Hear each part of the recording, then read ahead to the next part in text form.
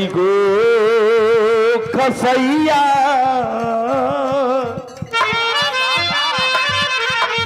हो पीछे हस्तिनापुर में बड़े बड़े विद्वान बड़े बड़े योद्धा महारथी बैठे थे भी सभा में। दुर्योधन के कथनानुसार और शकुनी से जुआ में हार गई वाले पांचों पांडव अपनी अर्धांगिनी द्रौपदी को घसीटता हुआ दुशासन लाया भी सभा में और लाचार द्रौपदी का साड़ी पकड़ के मेरे बाबूजी बीच सभा में खींच रहल बा। रोवत दिया द्रौपदी कहा दिया कि है भीष्म पितामह दादा बहुत नजरिया अनर हो गई काहे ना बोलत हुआ। पांचों पांडवों के पास जाती है आंखों में अश्रु की धारा है कह रही है द्रौपदी काहे मुहवा ना उठाओ तारा तनी हमारी ओर देखा। लाचार हो जाती है द्रौपदी कहीं सुनवाई ना भइल बाबूजी तो अंत में याद करती है आनंद कंद सच्चिदानंद भगवान की कन्हैया को याद करत यार होत या कि हे भैया हे मदन मुरारी हे मनमोहन अगर आप आज ना आइबा बीच सभा में तो तोहरे बहन की इज्जत ई पापी लूट ली हन। रो तारी द्रौपदी भगवान कन्हैया के पुकारे तारी आ कहो तारी कैसे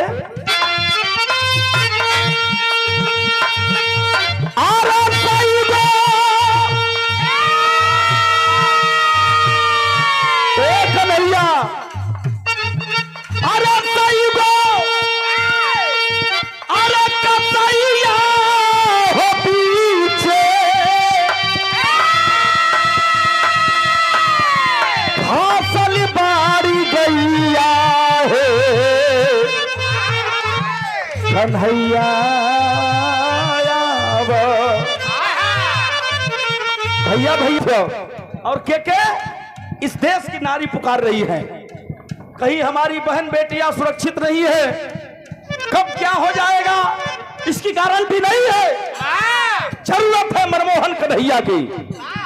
और कदम लाइन बैठी द्रौपदी पुकार रही है और कह रहे हैं क्या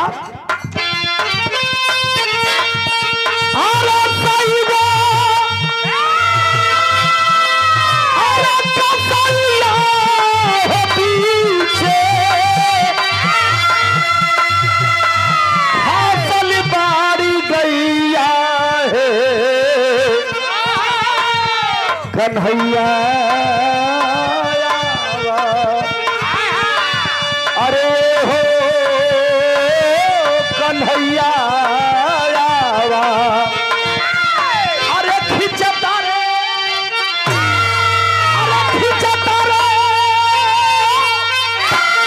अरे साड़ी मुदैया हे कन्हैया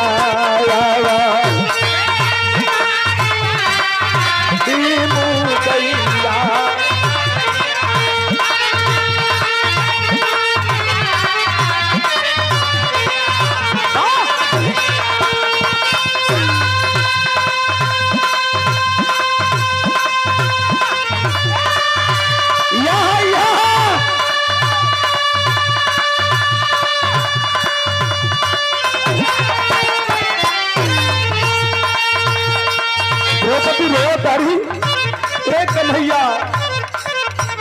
पीछा लिया हो छल इशारा छलिया कौन से बैठे हैं पीछा लिया हो छल कैला मारी दिहला समाती ए कन्हैया झूला में हारी गई अरे हमके पास पाती हमके पास पाती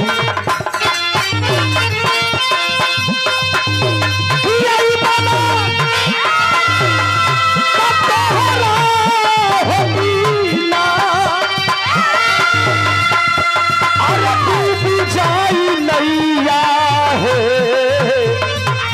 कन्हैया अरे हो कन्हैया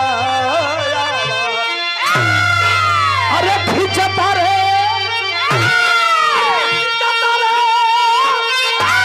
अरे साड़ी मुदैया हे कन्हैया